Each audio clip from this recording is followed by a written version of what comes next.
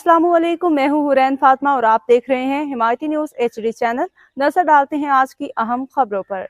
कराची रोजनामा हिमायती news crime reporter राज सुल्तान Ali Qureshi Iran के supreme leader अमरीकी हमलों में शहीद। कराची रोजनामा हिमायती न्यूज़ क्राइम रिपोर्टर राज सुल्तान अली कुरैशी की रिपोर्ट के मुताबिक ईरान के सुप्रीम लीडर आयतुल्लाह खामनाई अमरीकी हमलों में शहीद। ईरानी सरकारी मीडिया ने तस्दीक कर दी आयतुल्लाह खामनाई को उनके अपने दफ्तर में शहीद किया गया। 40 दिन का सोग, 7 दिन की तातील का ऐलान। ईरानी फौज का सुप्रीम लीडर की मौत का बदला लेने का ऐलान।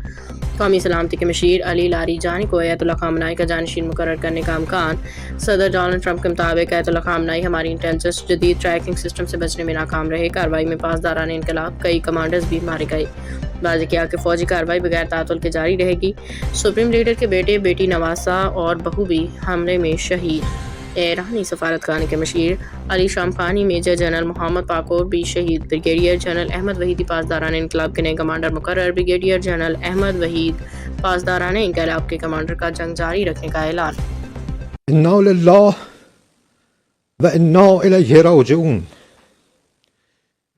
मिल्लत बुजुर्ग ایران، روح بلند پیشوای ملت بزرگ ایران و پیشقراول امت اسلامی حضرت امام خامنه ای با نوشیدن شهد گوارای شهادت در ماه مبارک رمضان به ملکوت اعلا پیوست.